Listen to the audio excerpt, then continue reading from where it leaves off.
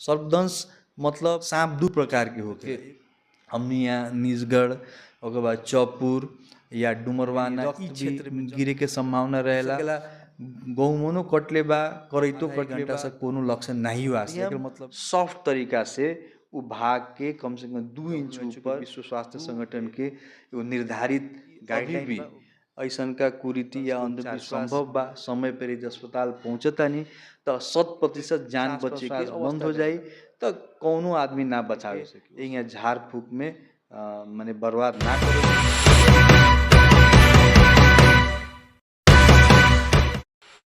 नमस्कार दर्शकवृंद, अभी तक मीडिया के स्वास्थ्य सरोकार कार्यक्रम में हमनी के बानी सन। आज के विषय हमनी के बा सांप के काटल। ओकरा के नेपाली में सर्पदंश कहल जाला आ अंग्रेजी में स्नेक बाइट। विश्व स्वास्थ्य संगठन के एगो रिपोर्ट अगर देखल जाए तो 45 से 54 लाख आदमी विश्व भर में प्रत्येक वर्ष सांप के काटला से प्रभावित हो रहा बा।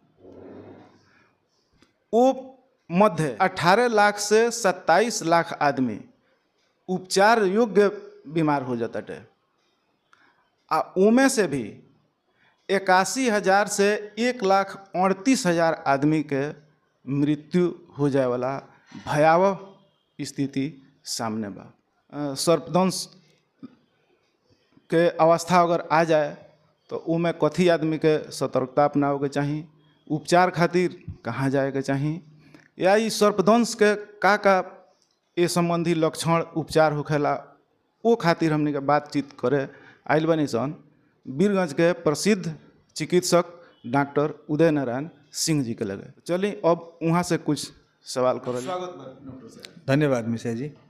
नमस्कार, हम डॉक्टर उदय नारायण सिंह, हम फैमिली फिजिशियन तथा आकस्मिक रोग विशेषज्ञ बानी। हाल इंदिरा वेलनेस सेंटर में काम करेनी और नारायणी अस्पताल में आकस्मिक विभाग प्रमुख बानी। सर्पदंश सांप के काटला में काथी करे के चाहिए? तो सबसे पहले ई बता देल जाओ जे सर्पदंश कथी के कहल जाला।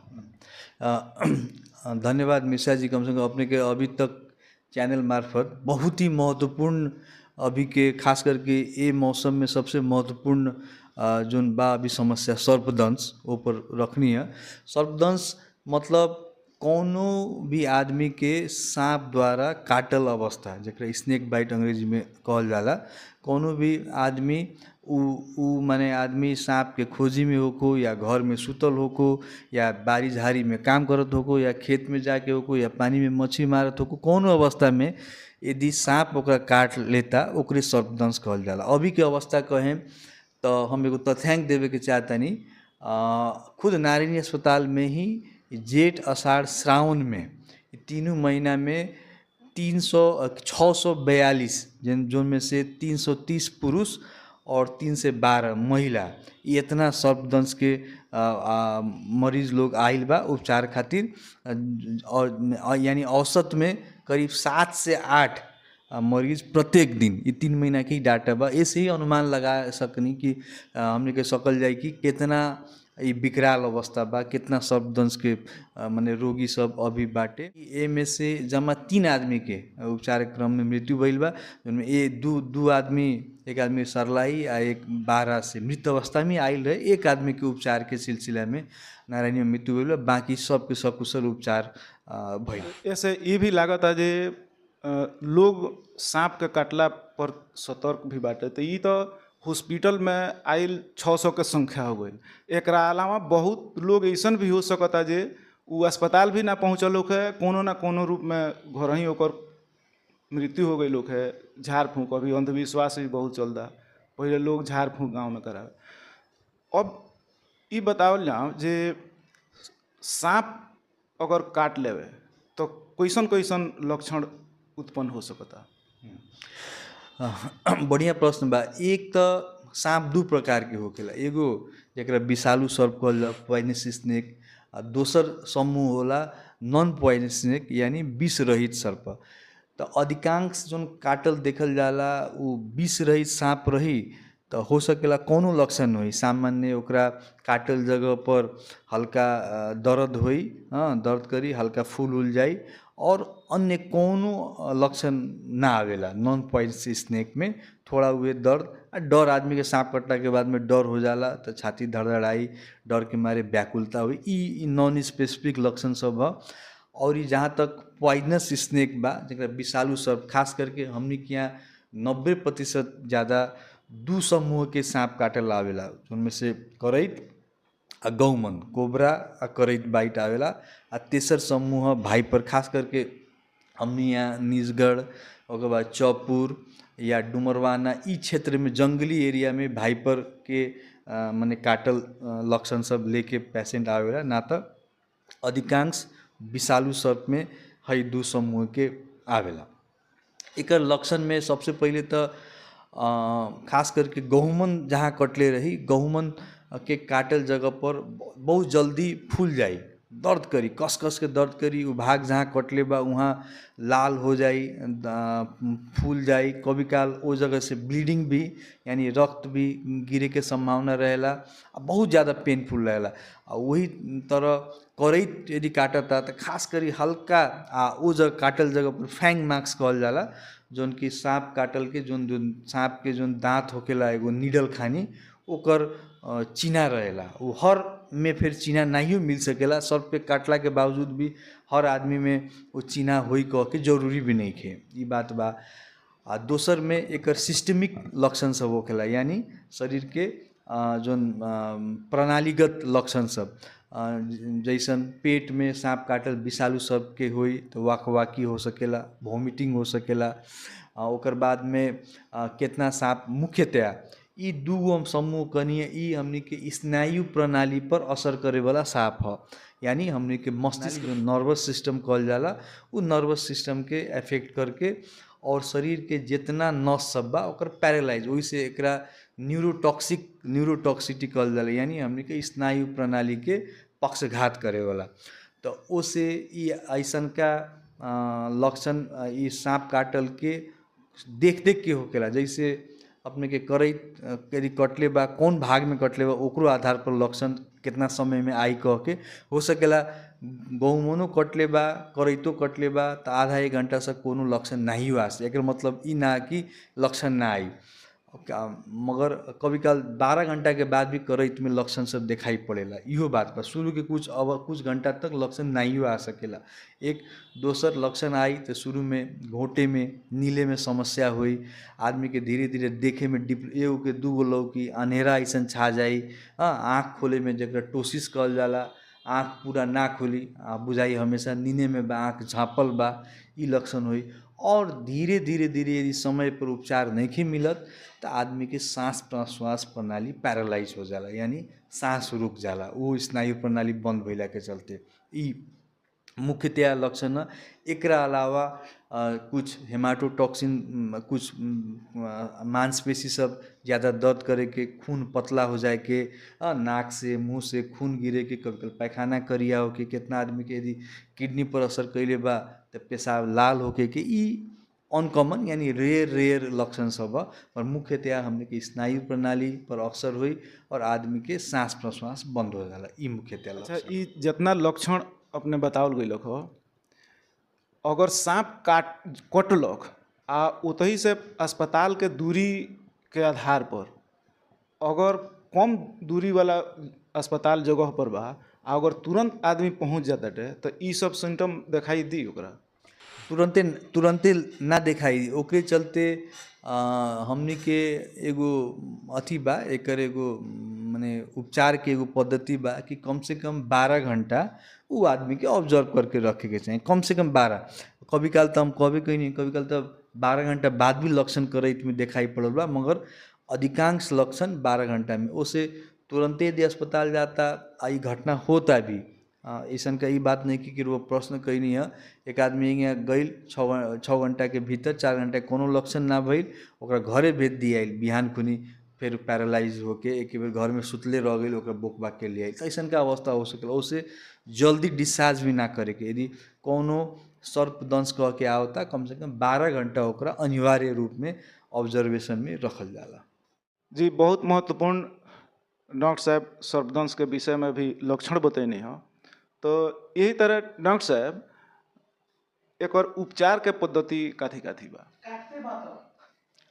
तो एकर दू उपचार होला। एगो फर्स्ट एड कहल जाला, यानी प्राथमिक उपचार, जोन साइट में जोन जगह में सांप कटले बा उ। एगो डेफिनेटिव उपचार अस्पताल में पहुँचला के बाद में। तो ये दोनों महत्वपूर्ण बा। काहे? तो प्राथमिक उपचार अपने में महत्वपूर्ण बा, खास करके सर्पदंश ऐसन अवस्था में। काहे त इहे डिसाइड करेला, एकरे एकरे पहिलका रोल बा, एकर बाद ही आदमी के डेफिनेटिव उपचार में जाए के। तो कौनो जगह, चाहे खेत में होको, चाहे गोदाम में होको, चाहे बारी में होको, चाहे घर के अंदर हो, यदि सांप काट लेता, विटनेस दिखाई पड़ल बा सांप कटले बा या सुतले में काट लेले बा, तो सबसे प्रथम बा उ भाग, जोन भाग में कटले बा उ भाग के बेसी हिल डोल ना चलावे के। सबसे यदि गोड़ में कटले बा, तो कितना आदमी के देखल गइल बा, गोड़ में काट लेलक, डेरा के दौड़े लागल, भागे लागल, तो तुरंत विष फैल के जान जाए के अवस्था रहेला। ओसे उ भाग के स्थिर रखे के, तो स्थिर रखे के उपाय बा ओकर ना चलावल जाओ। और वहाँ उपलब्ध जोन साधन बा, जोन बा, यदि कपड़ा बा या पतला डोरी बा, हाँ, तो ओसे मध्यम सॉफ्ट तरीका से उ भाग के कम से कम 2 इंच ऊपर 2 बेर बांध लेवे के। सबसे बढ़िया यदि नरम कपड़ा, गौज या बैंडेज होके उपलब्ध होको, सबसे बढ़िया बैंडेज लगा के सबसे बढ़िया रहेला। यदि बैंडेज नहीं के तो कोनो सूती कपड़ा बा ओकरा बहुत कड़ा करके ना, जोन की खून के सप्लाई बंद हो जाए उतना। काया बहुत आदमी के देखल गइल बा, इतना कस के टायर, साइकिल के टायर से और नायलॉन के डोरी से वो और ही कड़ा बांध करके आई और खून संचालन के। सांप के विष से तो कुछ ना होई, मगर रक्त संचालन बंद होला के चल कितना के हाथ पैर काटे के अवस्था भी आवेला। तो ओसे ओकरा बांध लेवे के, आ बांध के नज़दीक के जोन, और सबसे पहले घबराए के ना। काहे तो बहुत आदमी के देखल गइल सांप काटल के डर से, विष से ना, डर के मारे हार्ट अटैक होके मृत्यु की अवस्था भी होइल बा। तो डेराए के ना, हाँ, सबसे पहले तो उनका काम रहे कि सांप काटल बा, उपचार संभव बा। और दूसर बात, अनावश्यक समय माने ना खेर फाले के, कि कोनो झाड़ फूके वाला के बुलाए के, चाहे कोनो लेपन करे के, कोनो दवाई लगावे के, या खून चूसे के, काटे के। हाँ, एक खैर हमने के बाद में भी छलफल करें। ई में अनावश्यक समय ना गुजार के नज़दीक के सर्पदंश उपचार केंद्र जहाँ बा, वहाँ तुरंत से तुरंत उ मरीज के पहुँचावल जाला। यह प्राथमिक उपचार। आ डेफिनेटिव उपचार में अस्पताल में पहुँचलन, वहाँ हमनी के जो लक्षण के बारे में कहनी है, ई में से कोनो लक्षण यदि बा, तो हमनी के एंटी स्नेक वेनम एगो दवाई आवेला, उ विष के काटे वाला दवाई, ओकरा WHO के, विश्व स्वास्थ्य संगठन के एगो निर्धारित गाइडलाइन बा, वो गाइडलाइन के अनुसार हमनी के चलावे नी। और ऐसे ना, यदि ओकर सांस प्रश्वास प्रभावित बा तो ओकरा हमनी के ऑक्सीजन देवे नी। ओकर बीपी कम बा तो वही ओकर मैनेज होकेला। और बहुत सारा खास करके कोबरा करैत काटल अवस्था में सांस प्रश्वास जेकर प्रभावित हो गइल बा, ओकरा हमनी के बाहर से कृत्रिम सांस प्रश्वास वेंटिलेटर के द्वारा हमनी के देवे के आवश्यक पड़ेला। ओसे कहूँ कौनो जगह यदि काटल बा, प्राथमिक उपचार केंद्र यदि स्वास्थ्य केंद्र बा, कम से कम कुछो नहीं खेता, आज अपने के जोन माध्यम से मीडिया मार्फत सुनता, उ लोग के कम से कम एगो ऑक्सीजन मास्क लगा के, एगो ट्यूब होला, बैग होला, वो बैग से कम यदि बेहोश हो गइल बा, मास्क आ बैग करके ही अस्पताल में पहुंचा दी, तो उ पुरुष या स्त्री के जान बच जाला। तो हमर रउर ये लोकप्रिय अभी तक सुने वाला सबके हमर खास करके स्वास्थ्य कर्मी के अनुरोध भी बा कि ऐसन का कोनो अवस्था आवता तो कम से कम बैग एंड मास्क वेंटिलेशन जरा कहल जाला, वो सिंपल अपने कर देम। तो आप वो माने बैगिंग करते, बैग से पंप करते यदि अस्पताल में पहुंचा देम, तो वो आदमी के जान बच जाई। बहुत अवस्था में वो कम से कम वो बैग मास्क ना कइल जाला, रास्ते में आदमी मर जाला। ई चीज़ हमनी के उपचार के दौरान बुझे वाला, करे वाला चीज़ सब। जी दर्शक वृंद, बचपन में एक बेर सांप काटल आदमी के हम भी देखले रहनी। तो सांप कटले रहे पैर में, आ उनका गोड़ में रस्सी लपेट के 2 ओर से 2 आदमी घींच के कहलो जे खूब कस के चौर के एकदम बांध। डॉक्टर साहब के कहना में बाटे जे चौर के ना बांधे के चाहिए। अगर सांप कटले बा तो ओकरा ऊपर नरम सूती कपड़ा या कोनो चीज से ऐसन ऊपर बांधे के चाहिए जे ब्लड सर्कुलेशन अवरुद्ध ना होखे। ये कहना में बाटे। अच्छा, तो हमने के अब कुछ ए पर भी चर्चा परिचर्चा करल जाओ जे आजकल संचार के माध्यम से हर एक आदमी के पता बा जे सांप के काटल के उपचार संभव बा अगर समय में पहुंच गइल तो ओकर व्यवस्था बा। लेकिन फिर भी आज ग्रामीण क्षेत्र में बहुत ऐसा आदमी बा जे सांप के काटला पर ओकरा के दूसरे रूप में लेके तांत्रिक के लगे, झाड़ फूंक करे वाला लोग के लगे लेके लोग पहले पहुँचेला। जब उतही से देखी अवस्था नइखे कोनो सुधार तब लोग अस्पताल लेके चली। का झाड़ फूक वाला लोग आज के समय में उ लोग पर विश्वास कोई ग्रामीण लोग के ये अच्छा बात बा? ये बहुत महत्वपूर्ण सवाल कहनी है अपने।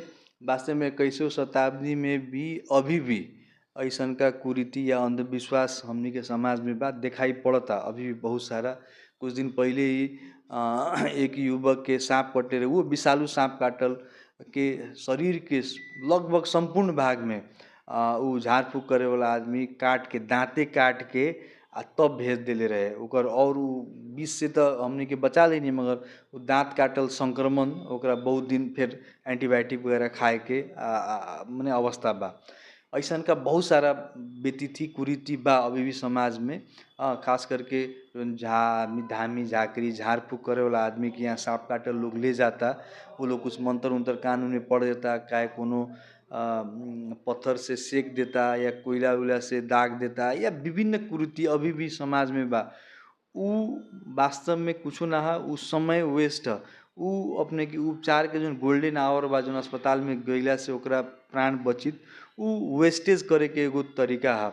उसे कुछ ना होला, उ अंधविश्वासी है।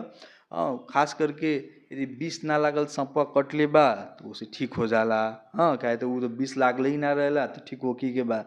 यदि वो में से कोनो विष सही में विष लागल बा तो ओकर ओते ही मृत्यु हो जाला। बहुत सारा घटना गाँव घर में सुनेनी कि ले गए झाड़ फूक करे वाला, समय वेस्ट हो गई रहेला, तो उहें जाके ओकर मृत्यु हो जाला, जाके गाड़ उड़ देवेला या जला उला देवेला।